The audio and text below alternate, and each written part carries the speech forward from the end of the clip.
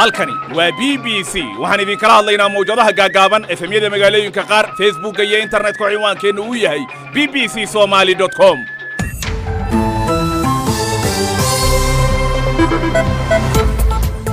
galab wanaagsan dhammaantiin ba Afrikada bari saacadu waa 5 galabnimo oo gow ah doonta jimcaha ee galabta waxaan ku faaqidi doonaa sharcigii doorashooyinka oo dhawaanta laga ansixiyay baarlamaanka Soomaaliland yaa diidan sharcigan maxay ku diidan yihiin dadkaasi oo ay saluugsan yihiin maxaa looga tagay qoondada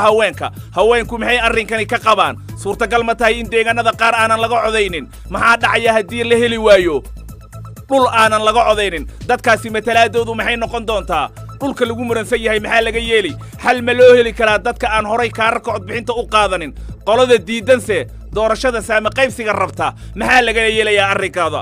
afkaartii dhagaystayaasha ayaad sidoo kale maqli doontaan dumarka Soomaaliland waxaan dhihi lahaa haddii ayna haweenahay cid ugu badan codayso cid soo saarta waa inaga waan cadaynayaa inaynu isku filannahay oo 82 xildhibaan 40 keena aynu soo saari karno haddii aynu isku codayno gaar ahaan haweenka ragna taa la socdanayeen dhalaha xeerkaasi sida muuqata waa xeer gobollo gaar ah ay sameysteen ama xildhibaano mataliya gobollo gaar ah waana mid baalmarsan nidaamkii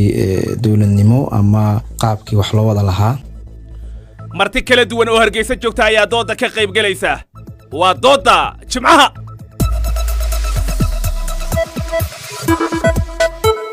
balse marka hore ku soo dhawaada warkii caalamka Axmed Mursal Xuseen ayaa diyaar la ah mahadsanid Catosh dadka Mareykanka ayaa ku soo toosay warka sheegaya in madaxweynahooda laga helay fayraska corona Donald Trump ayaa waaberigii hore ee maanta oo jimcaha warkan kaga dhawaaqay bartiisa Twitterka Trump iyo xaaskiisa Melania ayaa haatan karantiil ku jira aqalka cad Mr. Trump ayaa 74 jir ah isla markaasna cayilan labadan astaamood ayaana fududayn kara in naftiisu ay halis gasho haddii xanuunku uu ka soo daro Trump ayaa badanaa ku jeesi jiray fayraska asagoo mar walba ama marar dhifa xiran jiray marada afka lagu xirto dhakhtar aqalka cad ka tirsan ayaa sheegay in madaxweynuhu uu sii wadan doono waajibaadkiisa shaqo asagoo isla markaasna nasanaya oo aanay shaqadu hakad gali doonin mid ka mid ah la taliyaashiisa Trump ayaa sidan yiri He's a warrior and a fighter and we do not wuxuu ahaa mid feejigan oo u diyaarsan la dagaalanka xanuunka sidaas darteed ma filayno inuu hadda arrinka ka caajiso way iska caddahay inuu ahaa xanuun qarsoon dad badanna ay ku nafwaayeen balse nasiib wanaag xaaladda uu hadda ku jiro madaxweynuhu ma jiraan wax calaamado ah oo muujinaya cudurka sidaas darteed rajo fiican ayuu qabaa xaaladda caafimaad ee madaxweyne Trump ayaa jahawareer gelinaysa ololaha doorashada madaxtinimo ee halka bil ee qura ay ka harsan tahay qorshe uu uga qayb gali lahaa soo bax markaasi ka dhici lahaa gobolka Florida ayaa la joojiyay waxa kale oo aan weli cadayn in dooda madaxtinimo ay qabsoomi doonto labada toddobaad ee soo aadan waxaa sidoo kale laga yaabaa in Joe Biden uu u baahnaan doono baaritaan maadaama masrax qura ay talaadadii Trump isku arkeen markii ay doodayeen madaxda caalamka ayaa caafimaad degdeg ah u rajeeyay madaxweyne Trump iyo marwadiisa madaxweyne Putin ayaa fariin u diray Mr. Trump taas oo uu ku xusay in awoodda niyad wanaagga iyo rajada fiican ee madaxweynuhu uu muujiyay ay gacan ka geysan karto in uu fayraska ka buskoodo madaxa caafimaadka adduunka Tedros madaxa hay'adda caafimaadka adduunka Tedros Adhanom Ghebreyesus iyo hogaamiyaha Jarmalka Angela Merkel iyo markaasi ra'iisul wasaaraha Britain Boris Johnson ayaa iyaguna sidoo kale fariin duca u diray waxaa fariimo taal la mid ah diray wasaaradda arrimaha dibadda Shiinaha iyo hogaamiyaal ka kala tirsan Kuuriyada Koonfureed Israa'iil iyo Hindiya Armenia ayaa sheegtay in xukuumadda Azerbaijan ay bartilmaameedsatay magaalo madaxda gobolka Nagorno-Karabakh ayadoo maalintii lixaad halkaa ka wada guluf calaadeed oo ku aadan gobolka ay u badan yihiin qowmiyadda asal ahaan Armenia ka soo jeeda saraakiil ayaa sheegay in dad badan oo rayid ah ay ku dhaawacmeen duqeymo ka dhacay magaalada Stepanakert kuwaas oo markaasi khasaare culus oo maadiya geystay Armenia ayaa sheegtay inay ka shaqaynayso sidii markaasi halkaa xabad joojin looga hirgelin lahaa sida ay soo jeediyeen dalalka Ruushka Mareykanka iyo Faransiiska balse xukuumadda Baku ayaa arrintaasi ku gacan saartay iyadoo sheegtay in marka kaliya ee gulufka calaadeed ay joojinayso ay tahay marka xoogagga Armenia ay isaga baxaan gobolka lagu muransan yahay wariyaha BBC-da uga soo warrama gobolka Nagorno-Karabakh ayaa sheegay in Azerbaijan oo Turkigu uu taageerayo ay markaasi muujinayso ama ay rumaysan tahay in militari ahaan iyadu gacan sarrayso. ugu dambayntiina madaxa golaha midowda Yurub Ursula von der Leyen ayaa ku baaqday in markaasi la xoojiyo wadahadallada si heshiis loo gaaro marka Britain ay ka baxdo midowda Yurub, iyadoo carrabaabtay in haddii doonis dhab ah la muujiyo ay suurtagal tahay in heshiis la gaaro. hadalkeeda ayaa ku soo beegmaya iyadoo heshiis la'aan uu ku soo idlaaday wareeggii markaasi sagaalaad ee wadahadallada ganacsiga iyo iskaashiga ee dalalka Yurub. Miss von der Leyen ayaa sheegtay in inkastoo horumar la sameeyey haddana ay harsan yihiin arrimihii ugu adkaa.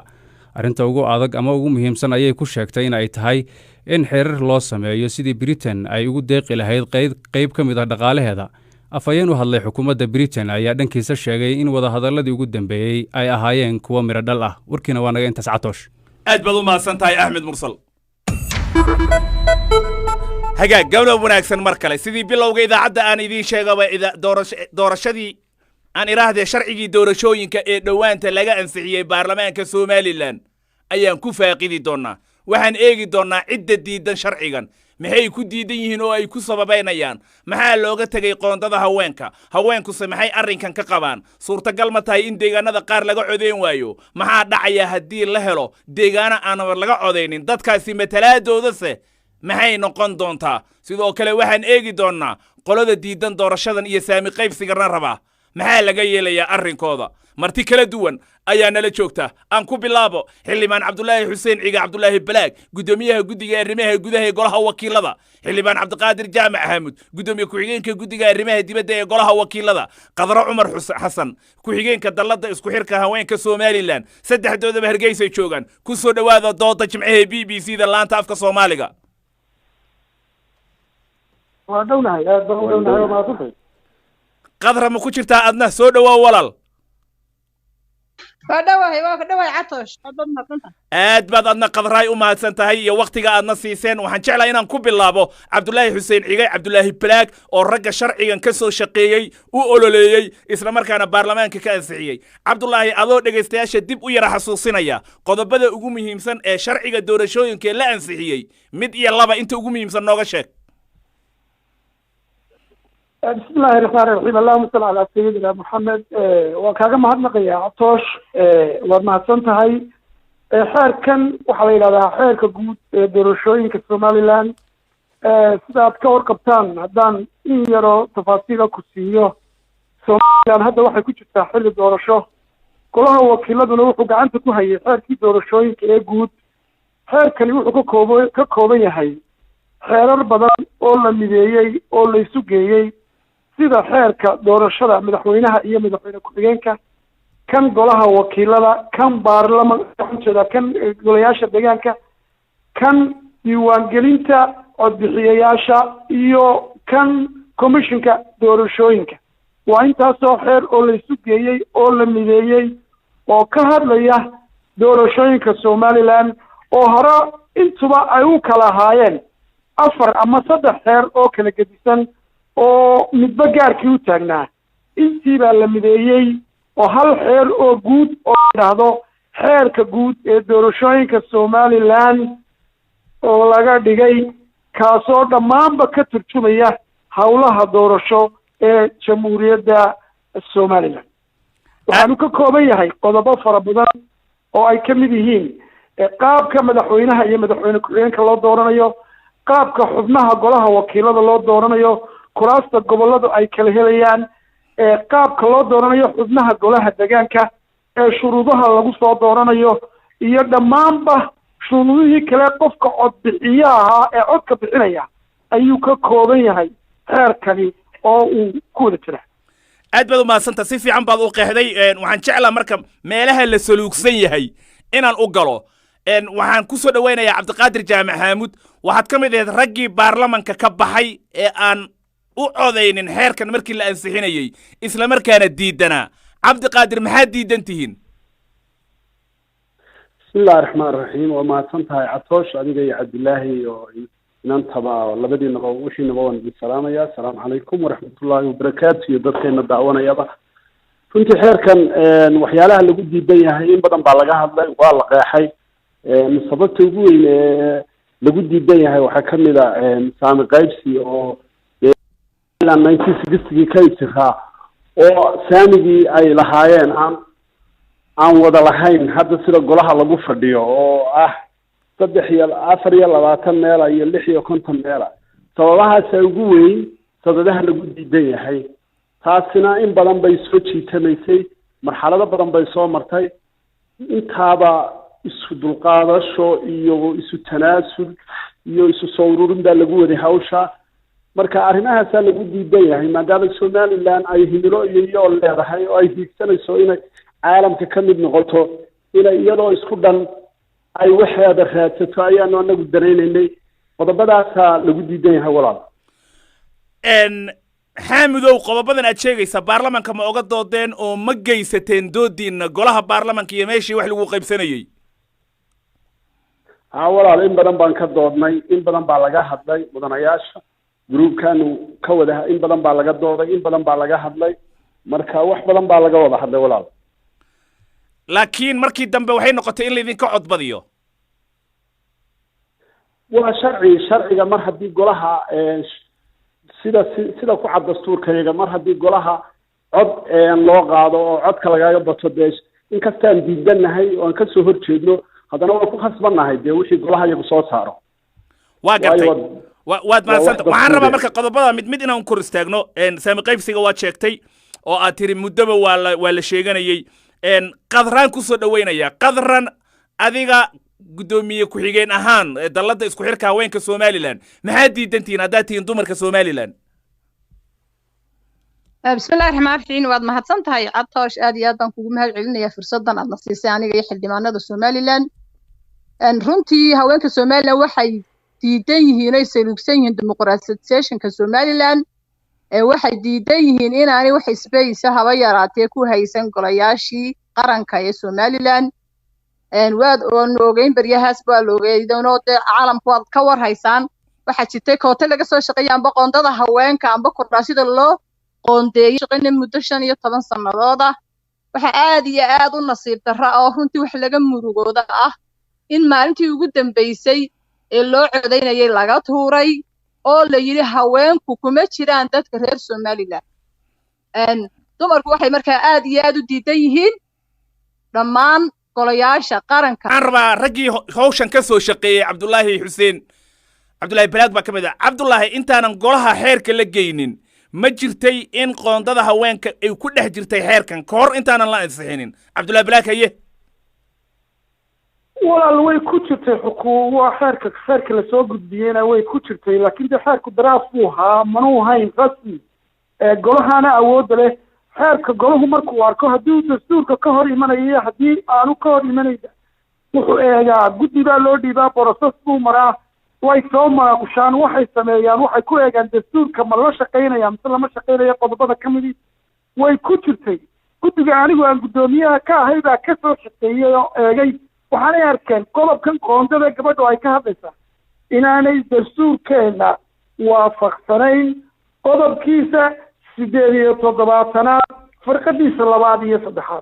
markaa sababtee qoondo loo sameeyaa dastuurkaaba reebaya marka hore wax koota la yidhaha Somaliland waa gartay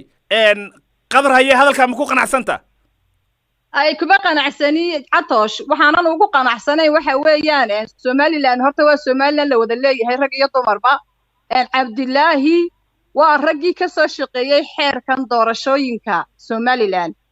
isaga oo aan golaha hor keenin oo aan golahu ka doodin ayuu Cabdillaahi awood aanu isagu lahayn isticmaalay waanu ka soo reebay isla maalintiina wuxuu ku golaha hortiisa ku yiri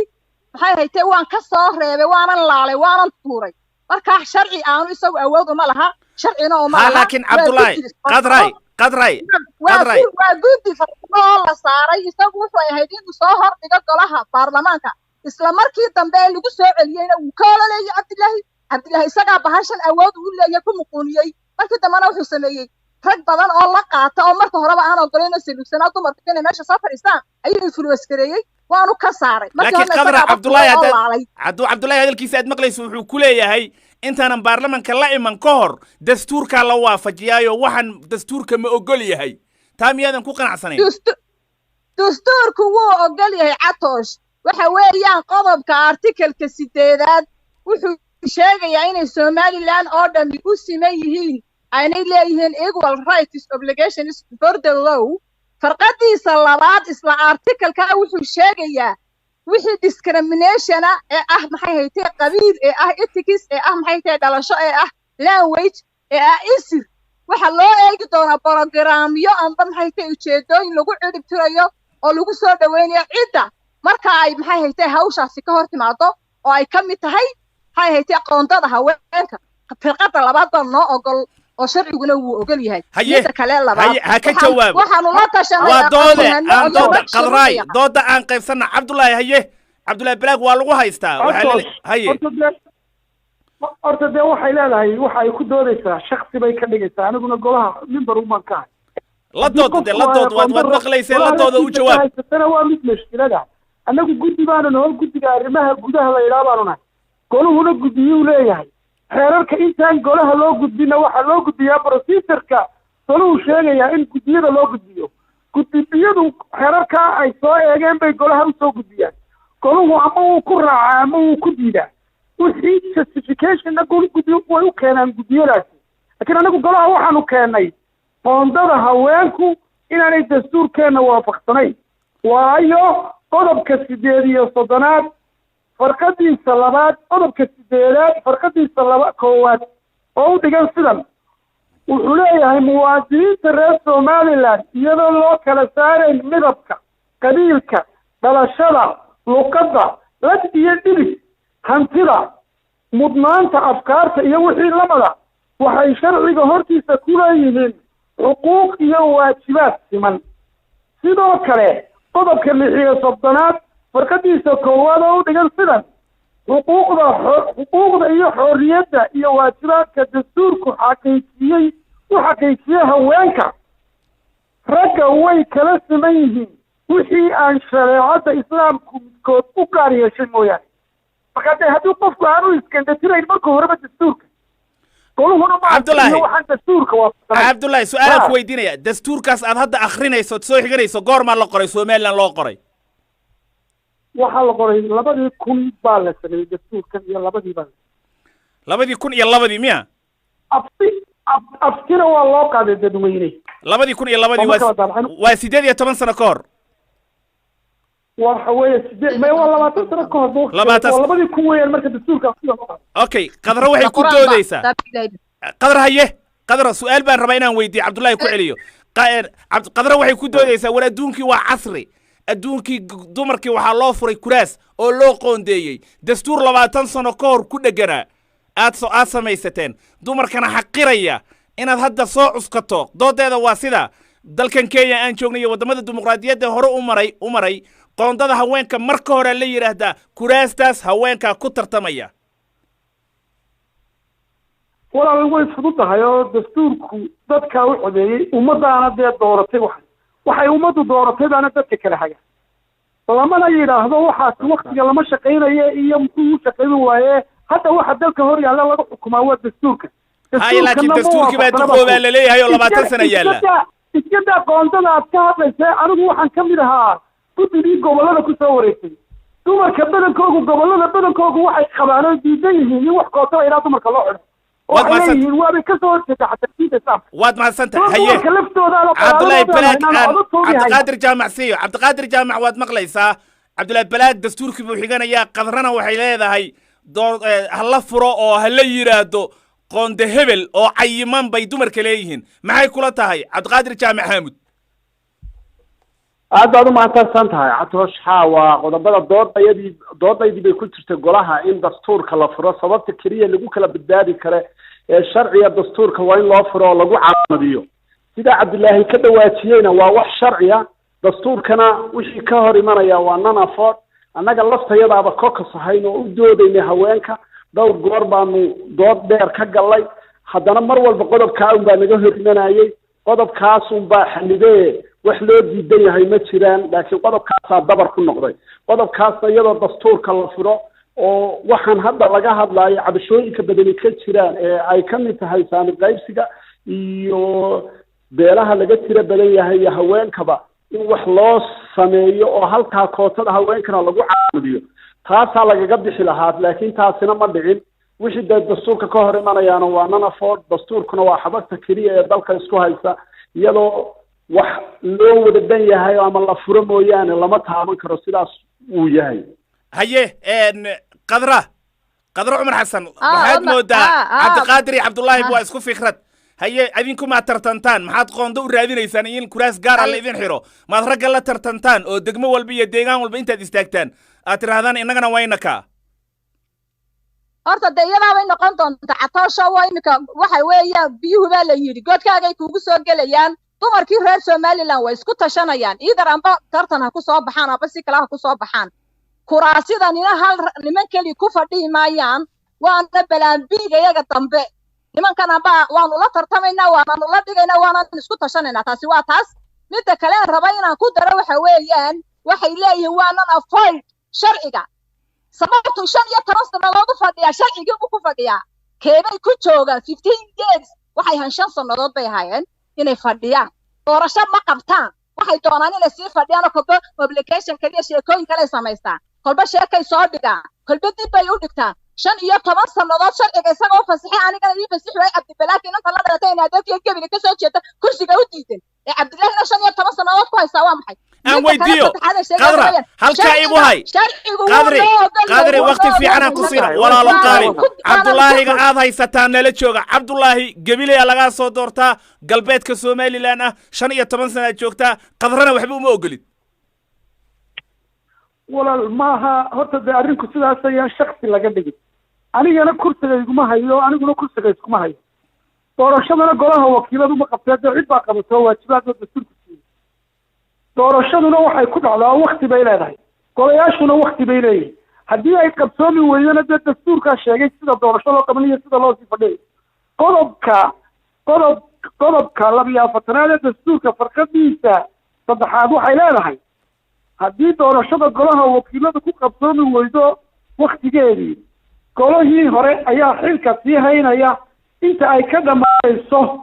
duruufaha doorashada lagu qabanayo cusub cabdullaahi meeshaasaan rabina wax kaa weydiiyo cabdullaahi halkaa igu hay qodobka 42 soo xiganayso Somaliland waa nabad abaar kama dhicin oo masiibo kama dhicin waxa diiday in doorasho la qaban waayo ii sheeg mas'uuliyad aniga isaaran ma ahayn waxa uu qaban weyday oo waad ogtahay waxa uu qaban weyday adiga la saabiyo 2 sano in ka xisbiyo mucaaridi ka daba qeydinaya komishinka hal bedeliyo la bedeli inta mas'uuliyadda la doorashada u qabsoomi weyday hala saaro intaas saale laakiin golaha wakiiladu waajibaadkiisu waxa weeyaan inuu shuruucda sameeyo shuruucdii waa ansixiyey waanu dhameeyey marka hadda wax mas-uuliyad golaha ka saaran ma jirta inta mas-uuliyadda qabashada doorashadu ka qabsoomi weynay hala raaco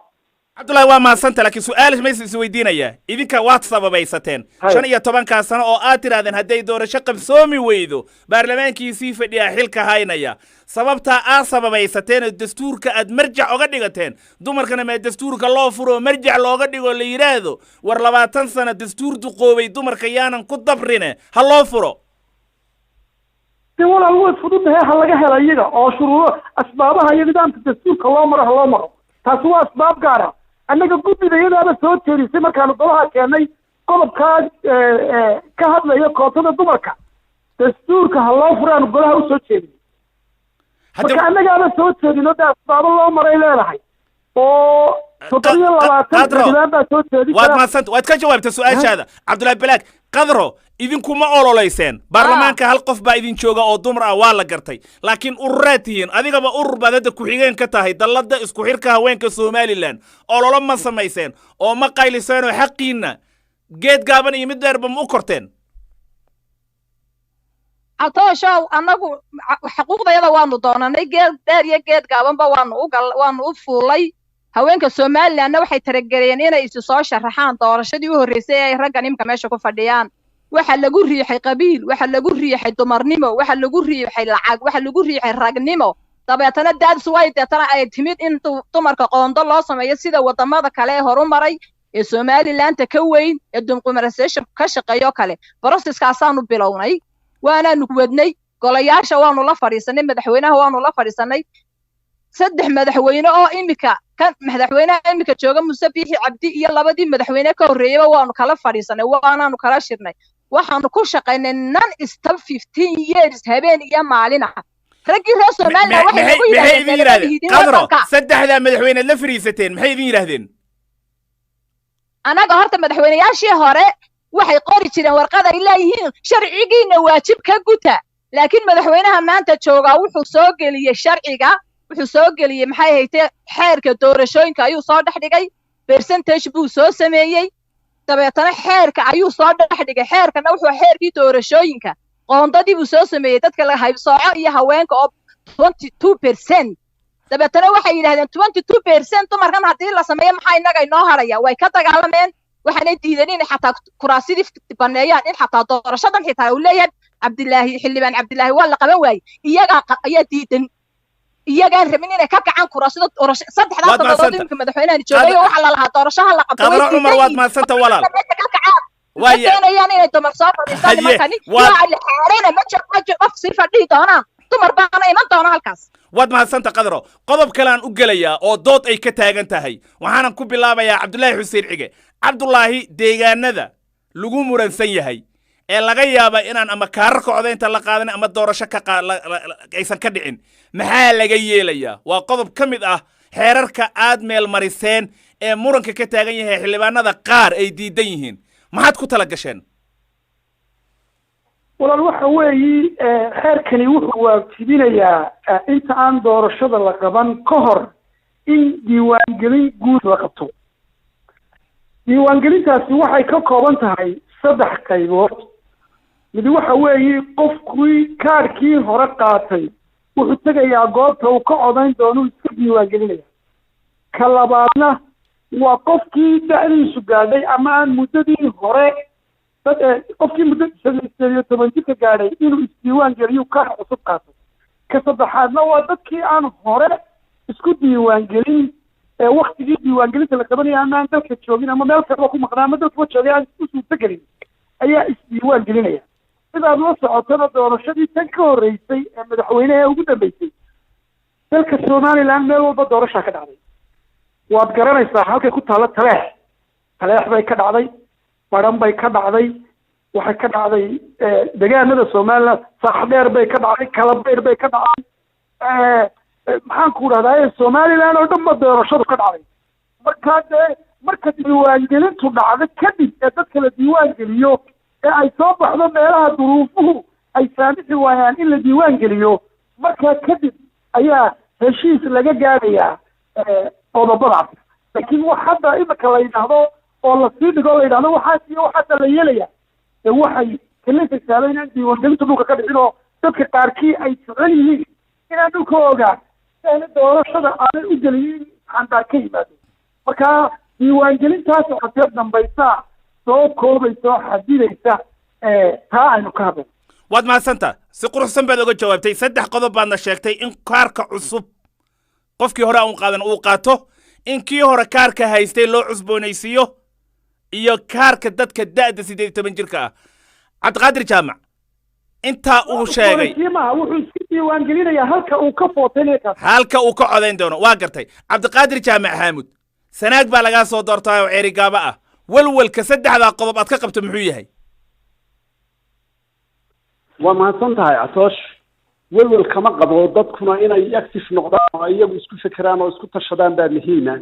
laakiin meela duruufo gaari jiraan iyo conflict iyo khilaaf ka jiro oo la isku haysto oo matala Puntland oo kale baa jirta marka meesha sidee la isu soo gaarsiinaya un baan ka hadlaynaa xagee kamid xagee meelaha la isku haystay aad leedahay inaan codbixintaba la qaadanin kaararka laga yaabo bal sheeg meel hebliya dheh مثلا بدن oo kale waa la isku haystaa labada dhinacna Soomaaliland baa joogta dhinacna waxa joogta Puntland haye marka meesha khilaaf baa imanaya marka intaan khilaafkaasi iman in dadkii siday xuquuqdoodii asaasiga ah u heli lahaayeen baan doonayna in laga sii fikiro xal loo sameeyo Cabdullaahi dib maaha Cabdullaahi Bilaaga raba inaan weydiiyo hadii doorashadu meel ka dhici diiwaangelintu meel ka dhici weydo marka kadib baa go'aanka la qaadanaya waxa laga helayo muxuu yahay marka Cabdullaahi baran oo kale haday doorasho ka dhici waan ognahay sanaag bari dhulka sanaag bari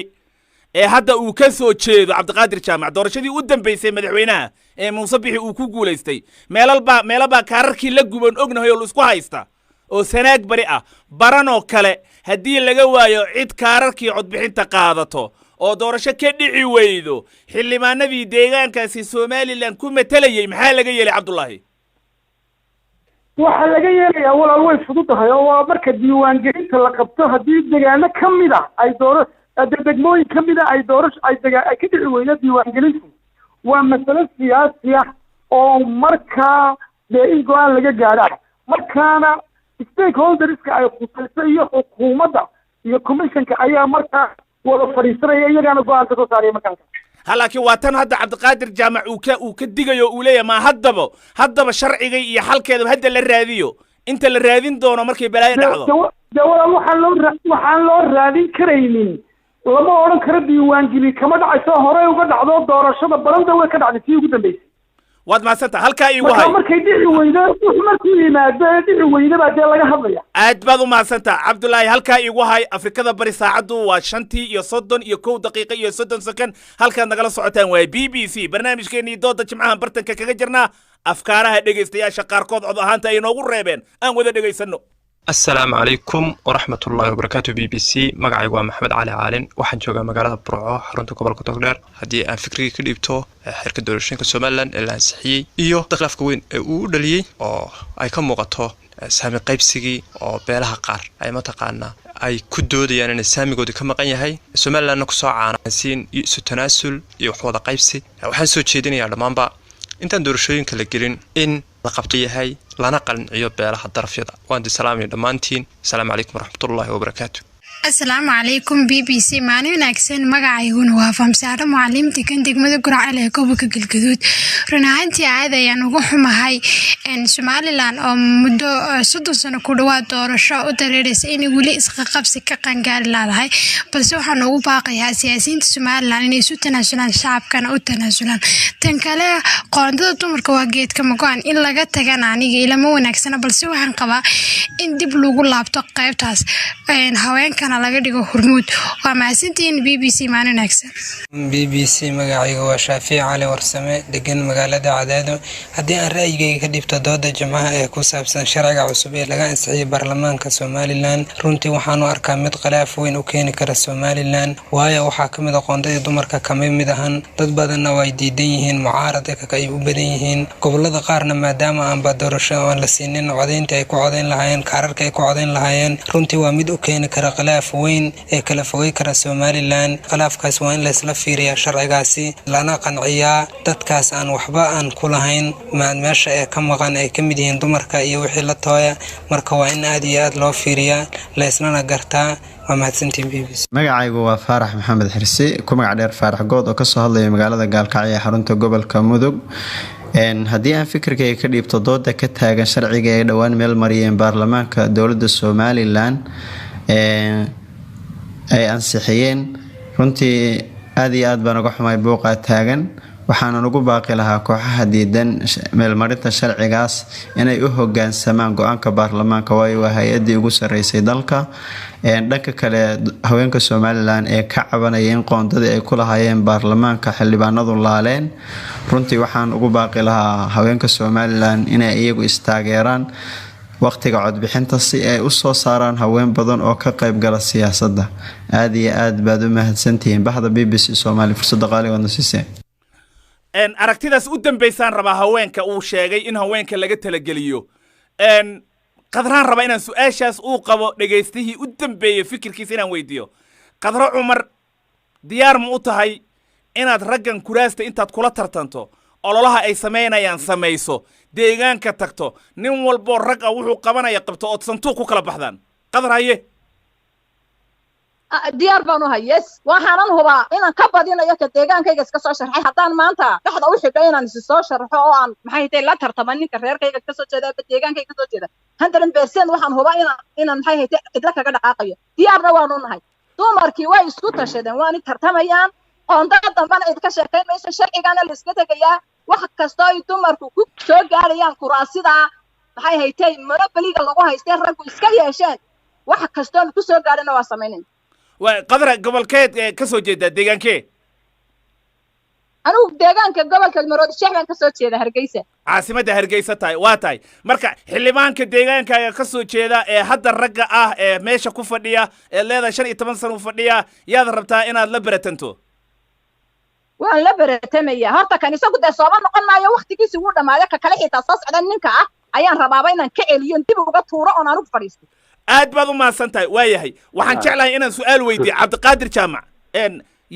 qof baa hadlay waa iyo qofka raba inuu qadar u jawaabo khadra way mahadsan tahay runtii anagu waan la soo shaqaynay in badan oo coxki baan laahay laakiin wixii duruufuhu keeneen iyo dastuurku inay si kale u dhigto tiraado doorashadii waa noo diido oo xildhibaanadu wayna diidan yihiin lama diidana waxa aynu ku heshiinay dastuurkii la sameeyay baa dabar ku ah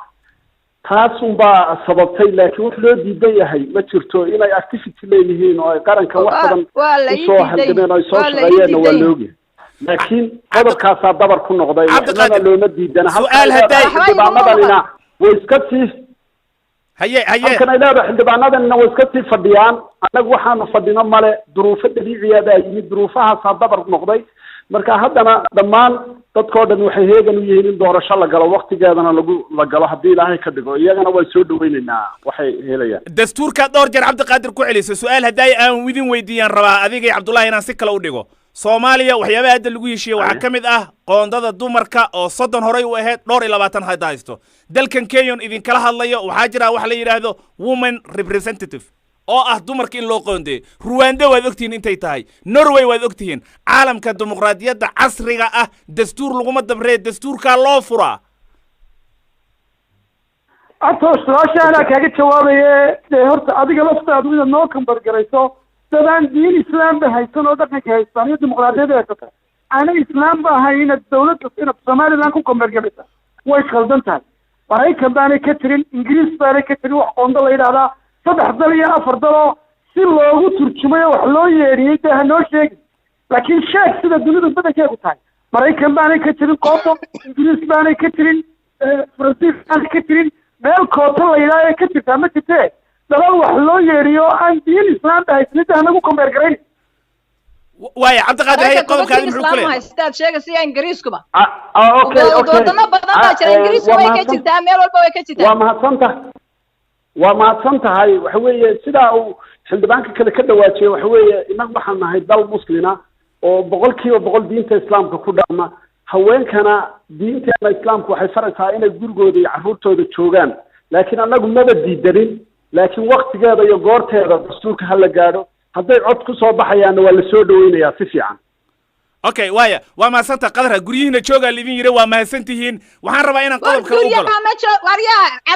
cataashow guriyaha ma joogaan markay cashuurtii islaanta yaanyada iibinaysa xabuubta iibinaysa haruurka miisasa cashuurteedu midaba cunay mushaar u qaataa kuwa may xareeyaan ma yiraahdaan hal guryaha lagu biiliyo ma yiraahdaan yaa ka masuula cashuurta maxay cunayaan cashuurta mushaar u qaataan dumarka laga qaado yaa suuqa fadhiya yaa haruurkeeda yaa hilibkeeda yaa ana iibiya yaa ka qaatan cashuurta ku fadhiyaan 15 sano ay shaqayaan nimanka dumar baa soo saara ma fadhiyaan guryaha taa kale marka biiladooda qoro tii ninku ka dhintay kii walaadka dhintay kii aan cidna tii la furayba de masuula ka noqdaan biiliyaan dumarka guryaha joogaan buu iska leeyahay dhunkaale wuxuu ku joogaa guryihiisa waxay ku joogaan dumarka guryahooda ka cashuurta qadra halka noogu hay qadra waad maasantahay miyay yiraahdaan guryaha jooga marka maxay wadaan guryaha jooga marka kuraasada la isku qabsado ayaa guryaha la jooga lama jooga oo laga soo baxay guryihi oo laga soo dareeray guryaha nin walba nasiibkiisu qaadayo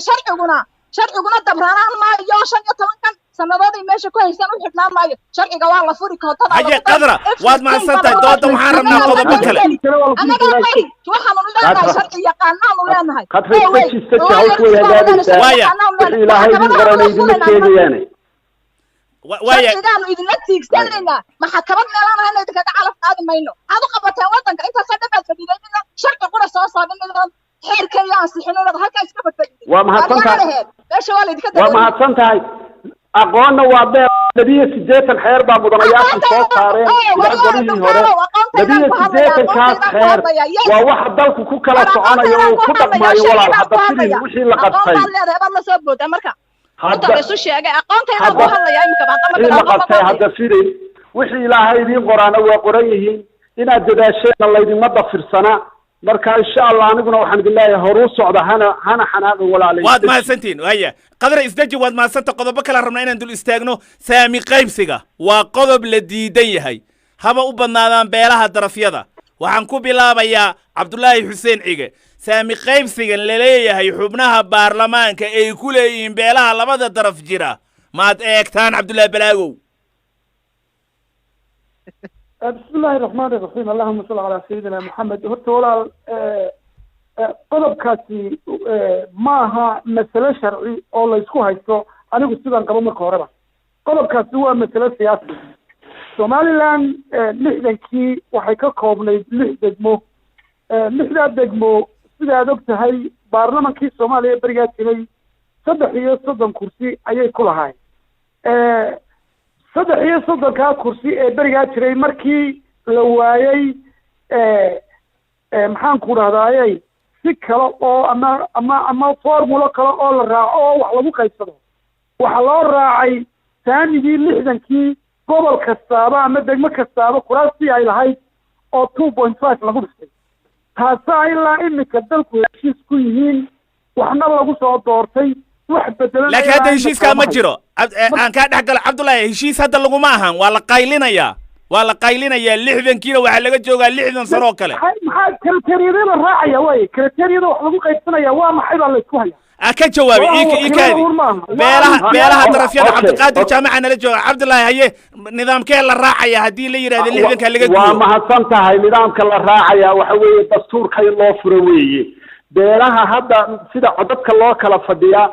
وأفر يلا واتن يلحي كنتم حقنا معها حيرها معها إنا يصير هاتو وهذا بينه سجستي كولا يسراب الدستور كليه باور شيرك بينه وحبي ودليه وحبي ودا شير قرين كرا مركا هذا وإن سوتشيدين تيلا يضاد يضرب وحكوشرين دستور كالله فرو إتكفتو عبنا السنة لقنعيو وأنا ليس مقولين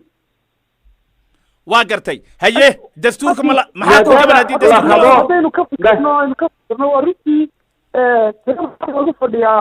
waxa laga yaabaa dad badan oo gobolada ka soo baxay oo dhintay oo la bedelay inay jiraan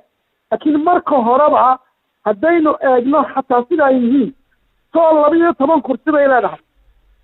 sidaan qabno 90% majority waa darafyada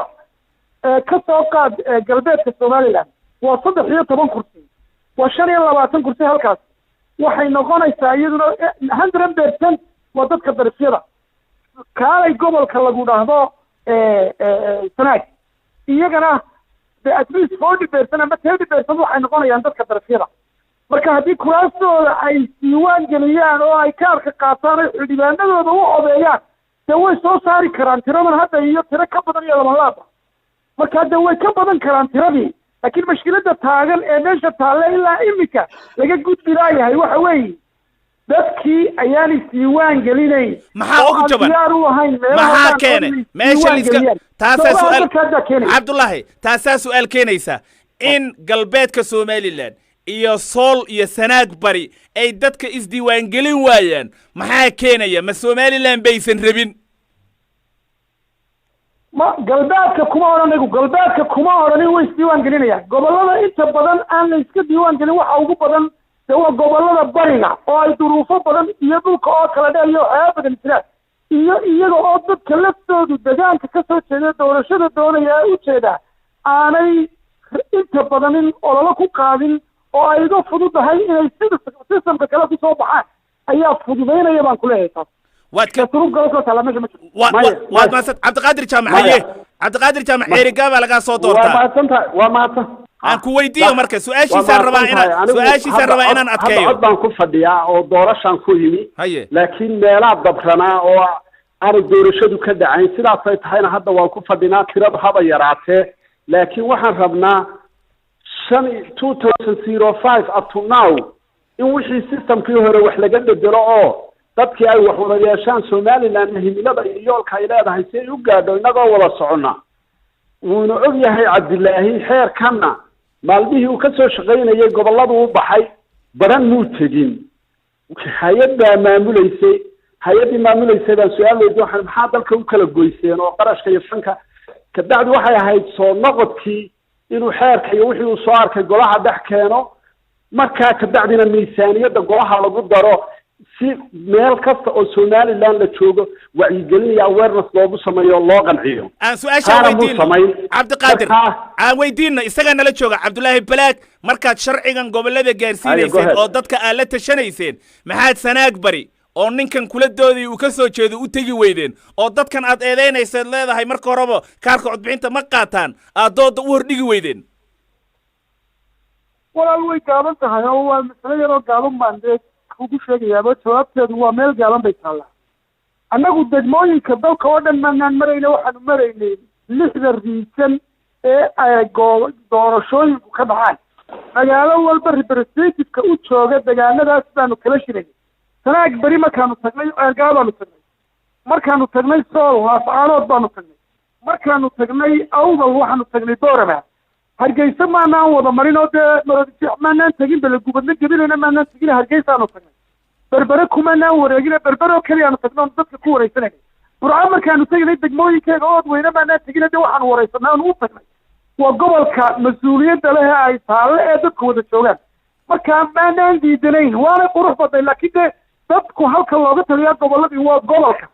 soo badan u diidnaana ma jirto laakiin waxaanu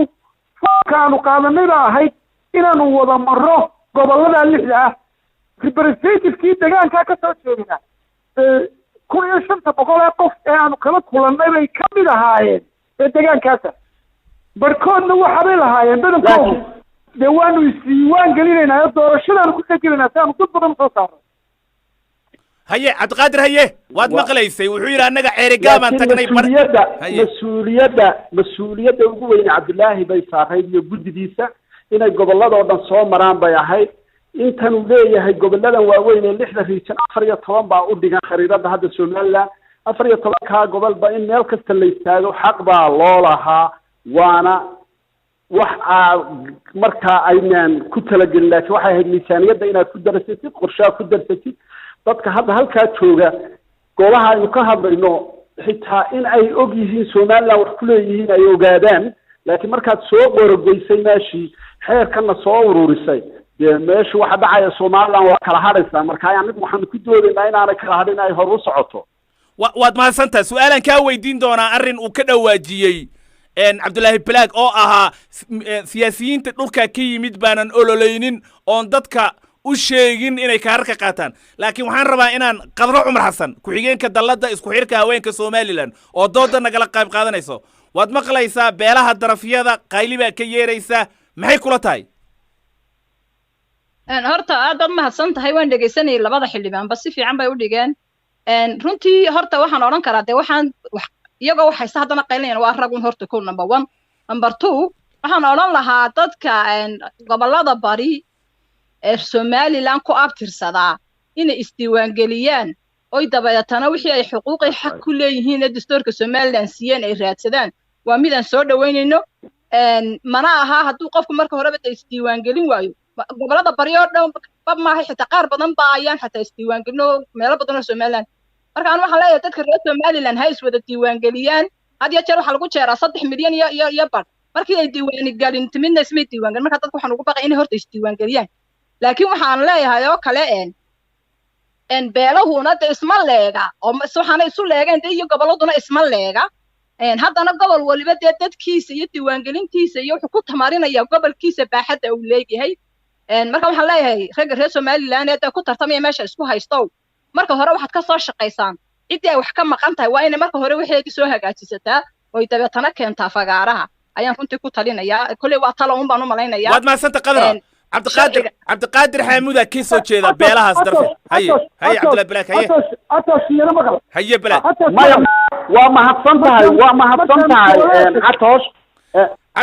Cabdiqaadir Jaamac waan ku iman doonaa iikaadi Balaag bay gacanta u taagantaa Cabdullaahi Xuseen Ciga haye okay ani yaro fadila ku siiyo markaan gobolada tagneenu soo maray report baanu soo saaray haye gobol kasta Somaliland ka mid ah cabashiis tabanay waxbuu tabanay mid walba waxbuu doonay arrinka saamiga waxaanu weynay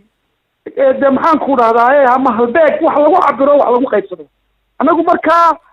golahii wakiilada shirgudoonkiisa aanu nimid reportkii baanu siinay reportkii waxaanu u gudbinay madaxweynaha oo joogay oonu idhi arrinkaas saybigu wuxuu u baahan yahay in tala qaran laga wada gaadho waa madaxweynihii hore dalka joogay ee siraaya markaa siraayana saddexdii xisbi ee markaa jirayntu iskugu yeedhay buu yidhi qoraal u qoru yidhi go-aan ka soo gaadha saddexdii xisbina intay isku yimaadeen bay yidhaahdeen iyana go-aan kama gaadhi karree xukuumaddaana u dayday horta mashkiladdu waa mashkilad siyaasi ee maaha mashkilad xeer maaha marka hore goluhuna keligii go-aan kama gaadhi karo soo go-aan kama gaadhaan ma talo haddaan dee dadka waxaanay wada khuseeyaa aanay tala qaran ka wada gaadhina wax lagu wada heshiis yahay ahay dee walaal lagama gaadhi karo haddana goluhu kan wuxuu u ansixiyey sababta uu ansixiyey waxa weeye doorashadii oo gacanta lagula jiro dee taagabo diiwaangelintii la bilaabayo in la yidhaahdo saamigii lama hayaa dee waa qalad waad mahadsantahay cabdiqaadir jaamacaye walaal waa mahadsan tahay sidaa uu inoo sheegaya wuxuu yidhi xisbiyadii waxay noqdeen 3 xaafadood oo isku kooban annana waxaanu ka dagaalamayna aan leenahay war xisbiyadii qaranka ha soo baxaan oo yaan xisbiyadii jeebka lagu qaadanin shimbirkuna isu dildiid baalashaa kaga dhamaada waxa weeye dadkaasi xuquuq bay leeyihiin xuquuqdoodii asaasiga inay helaan waa mas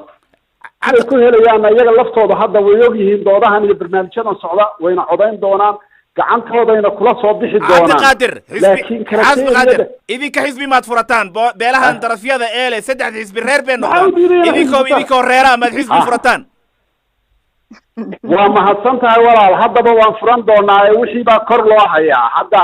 madaxweynaha hadda qaranka hadda ka hor khudbadiisi waxa ku jirtay xisbiyadii siyaasadoodii mar haddaan isku fahmi weynay waan furay haddana annagoo soo dhaweynay oo diyaar u ah oo shacabkuna soo dhaweeyeen baa haddana hakad la geliyey marka diyaar baan u nahay mar kastoo jaanis la helo dastuurkana waxa ku qoran doorasho kastoo dhacaysa waa in xisbiyada la furaa tirada badan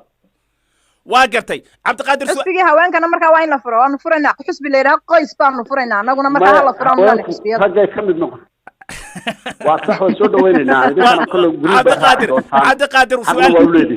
waad mahadsantahay su-aasha kale la isweydiinayo cabdullaahi jaamac hadalkiisana ku jirtay cabdullaahi xuseen ciga waxaa ka mid ahayd siyaasiyiintan bariga ka soo jeeda iyagaan siyaasaddii iyo ololihii somalilan gaarsiinin dhulkooda ceerigaabaad ka timid dhul badan oo sanaag barina reerkiinaa dega sida baran hadaaftimo laas qoray dhulkaas inaad siyaasadda gaarsiisaan oo kaararkii la qaato maxaad ku diidaysaan ma diidin hadda rabadaantii oo dhan waan joogay mar walbana saxaafaddana waan kala hadalnaa markaan halka joogayno waan ku waaninaa laakiin istaraati iyo qorshe iyo balaan bay u baahan tahay taana xukuumadda mas-uuliyaddeeda le dee oo xukuumaddu inay maamul fidin dhaba samayso baa la rabay marka aniga ma aha wax aniga igu xidhan mas-uuliyiinta ugu muhiimsan xukuumadda waxa weeye wasiirada xaggaa ka soo jeeda iyo waa fulin iyo baanu kala nahay sharci dejin ani sharcigaasun baa la yidhi ilaali iyo sometime wixii dadka aan ka soo jeeda constitutionka ay u baahan yihiin inaan ka dhawaajiyo laakiin mas-uuliyadda waa la kala leeyahay saaxiib waa gartay dhulkan aad is leedahay lama gaari karo ama muran baa ka jira oo puntland iyo somaliland isku haysato qoloba dhinac bay joogtaa maxaa laga yeeli doorashada soo socota doorashada haddii dadku isku tashadaan oo xukuumadda iyo xisbiyadeeda ama xisbigeeda qaranka ay isku tashadaan oo ay ka ololayaan oo ay campaign galaan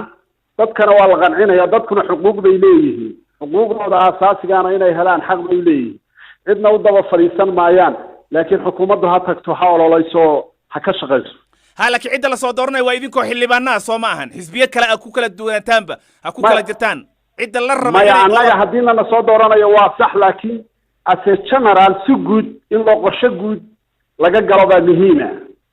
keliga iyo dee kuma waxay ku fiican tahay gacmo wada jir bay wax ku gooyaan in hawl qaran laga galo waa gartay qadro cumar maxay kula tahay arrinkan deegaanada aanan gaarsi lagu muransan yahay ama laga yaababa in kaararka codbixinta aysan dadka wada qaadanin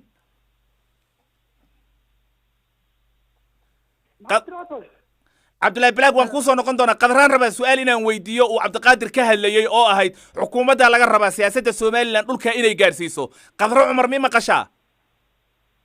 si fiican maxay kula tahay fikirkaas dhulka lagu muransan yahay in la gaarsiiyo siyaasadda somalilan ee kaararka la qaato horta siyaasadda somalilan in la wada gaarsiiyo anigu waan raacsanahayo Somaliland xayndeebkeeda in la soo xoreeyo oo la soo xidho waan raacsanahay markay dawlad noqotona dawladdu haddii aanay dadka gobolku aanay iyagu commitmentkooda ahayn inay waxoodii ka maqan yihiin amba waxoodii raadsadaan dawladdu waxa ma qaban karto marka waxaan leeyahay Cabdiqaadir oo kale oo fadhiyay intaasoo dhan xildhibaanada 15 years waxay ahayd inuu ka hor in mar hore inay maxay tahay dadkan lagu sameeyay ahayd in dadkan mar hore mobilization lagu sameeyo dadkan Somalilandnimada laga dhaadhiciyo xildhibaanadii ay ku noqdaan kuma noqdo waxba kuma celiyo wasiirku kuma noqdo waxba kuma celiyo maalinta ololaha ayaa loo tagaa dadka lagalama shaqeeyo dadka baahiyahooda kala duwan qadra wuxuu qabtaana ma jiro marka dadku waxay doonayaan dadka ay soo doortay markay waxba ku celin waayaan way kala bahareysmayaan qof walba inta rasmi meel ku doonanaya qadra kuwaan ku qanacsanayn Somaliland ka waran deegaanada aan Somalilandnimada ku qanacsanayn horta wad dhulku daag xuduud baash horta dhulku dawaa Somaliland qof aan Somaliland ku qanacsan meesha kale ku qanacsan yahay tagaya laakiin wadanku xuduud buu leeyahay wadankana cid duubi mayso darma maaha sali lagu fadhiyo laakiin ninka ku qanci waayo gobolkiisa iyo degmadiisa Somalilandnimadiisa amba Puntland ha taga amba Soomaaliya ha taga isaga u talay interestkiisu laakiin Somaliland waa Somaliland xadkeeduna wuu xadidan yahay waa xadkaasaba la isku haystaaba sababta loo leeyahay laakiin qof interestkiisa ma raacayo waxaad yara moodaa meelaha Somaliland ay ku yar badan tahay ama waa lagu muransan yahay inaad aad yar xoqaysay doodo halkayga ku daa oo sideeda u daa maya Cabdullaahi meelna ma xoqayay soo ma jirto dhul lagu maransan yahay oo doorashada horeyna oga dhicin ama arrimo nabadgelyo darteed ama in lagu muransan yahay taas oo xaqiiqo ma ahan عطاشو maxaad ku caddaynaysaa yeed adigu qaadoo tagtay maya anaa disaxayaan way jirtaa meelo aanay ka dhicin laakiin waxaa la rabaa maadaama ay Somaliland dalka iyo dadkuba Somaliland yihiin in la gaarsiiyo oo program loo sameeyo laga dhaadhiciyo dadka oo la qanciyo oo wixii waa inta aan weydiinayo Cabdullaahi intaan ku weydiinayaa inta Cabdullaahi Xuseen Ciga intaan ku weydiinayaa inta walaal macaane dhul lagu muransan yahay oo sanaadiiqda la geeynin doorashadii u dambeysay madaxweyne Muuse Biixi Cabdi baa jira meelal kaararka la gubaa jira waa xaqiiqo waxa aan ku weydiinayana waa taa gudoomiye ku-xigeenkii guddiga arrimaha gudaha golaha wakiilada tahay dhulka lagu muransan yahay ee horena doorashada uga dhicin oo dadku aysan ku qanacsaneen maxaa laga yeelayaa su'aasheeda waa inta Cabdullaahi wala way fududahay waa maadsan tahay eegma dhulka lagu muransan yahay haddaad ku celceliso ku badiso halka ku soo badiso that means waxay noqonaysaa waxaad adigu xoqaysatay oo aad u sii wada adigu aad baad u maasay hay qadra waxa weeyaan Somaliland waxay jeceshay nabadgelyada dalkan imika aynu jaarka nahay amba Puntland ha taama Somaliland waa dad Soomaaliyeed oo dad walaal ah weeyaan marka Somaliland waxay necebtaa inay dagaal iyo rabash sido iyadoo wax badan muxaynaysa wax badan ka tanaasuleysa ayay waxa imika sheega soo dhamida aad baad xilligeeda laakiin waxa loo baahan yahay inay dadku isfahmaan oo dadka deegaanka iyo Somaliland ay isfahmaan oo Somalilandnimada waxa la yiraahdo laga wada shaqeeyo taas ayaa pointiisa inta waa su'aashan weydiinayay Cabdullaahi bin aad baad Somaliland ninka qofka Somaliland aan ku qanacsanay sheegaysaa ninka balan joogay ninka la askari joogay ka dhahar jooga iyo kala aano jooga maalin walba Hargeysa yimaada uu ka muraadsadaa dantiisu qabsadaa wuxuu diidan yahay ma jiro haddii idaacadaha uu dadka laga xoqoolay iskaga diro waa mid mashkilada Somaliland dadkeega aad baad u maasanta Cabdullaahi Xuseen Balaag gudoomiyaha guddiga arrimaha gudaha golaha wakiilada Cabdiqaadir Jaamac Xaamud xildhibaan baarlamaanka ka tirsan Qadro Cumar Cusmaan ku-xigeenka dalada isku xirka haweenka Somaliland waqtiga aad BBC-da siiseen aad baan idinkaga mahadcelinayaa doodii jimcaha intaasaan ku ekeenayaa anigoo Catoosha idin la socodsiinayay Xasan Cali Geeliya Samiir Cabdullaahi Jaamac baa soo saaray Mubaarak Cabdalla Mubaaragna farsamadu inay hayay tan iyo kulankeena kan xiga nabadgelyo